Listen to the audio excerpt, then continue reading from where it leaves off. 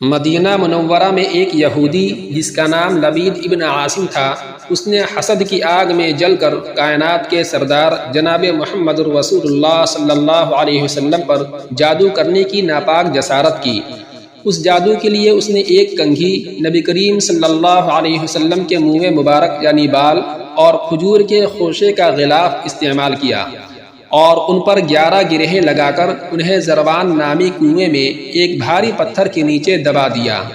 اس جادو کے اثر سے نبی کریم صلی اللہ علیہ وسلم کو یہ محسوس ہوتا تھا کہ آپ نے کوئی کام کر لیا ہے، حالانکہ آپ نے وہ کام نہیں کیا ہوتا تھا۔ یہ اثر صرف آپ کی ذاتی اور دنیاوی زندگی تک محدود تھا، وحی یا تبلیغ دین پر اس کا کوئی اثر نہیں پڑا تھا۔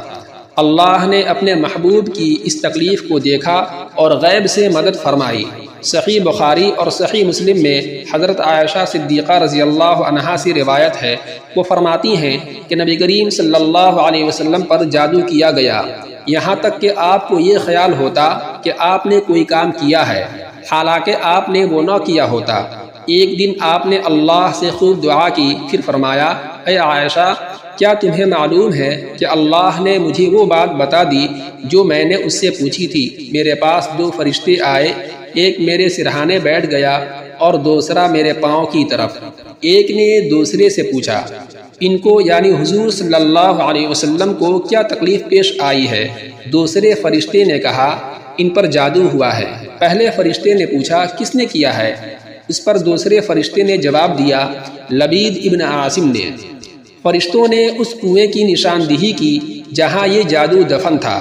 نبی کریم صلی اللہ علیہ وسلم نے حضرت علی اور دیگر صحابہ کرام کو وہاں بھیجا جنہوں نے وہ چیزیں برآمد کی۔ اسی موقع پر اللہ تعالیٰ نے قرآن پاک کی آخری 2 سورتیں معوذتین یعنی سورہ فلق اور سورہ ناس نازل فرمائی۔ ان دونوں سورتوں کی کل 11 آیات ہیں۔ جادو کی اس ڈوری میں بھی 11 گرہیں لگی ہوئی تھی۔ نبی کریم صلی اللہ علیہ وسلم ایک ایک آیت پڑھتے جاتے اور ایک ایک گرہ خود بخود کھلتی جاتی۔ جیسے ہی آخری گرہ کھلی، آپ صلی اللہ علیہ وسلم مکمل طور پر حشاش بشاش ہو گئے، جیسے کوئی شخص رسیوں سے آزاد ہوا ہو۔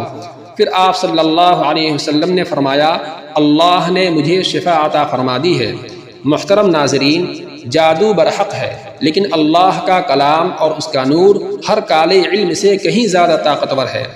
جب کائنات کے سردار جناب محمد رسول اللہ صلی اللہ علیہ وسلم سب سے پیارے انسان پر یہ وقت آ سکتا ہے تو ہم اور آپ کون ہیں؟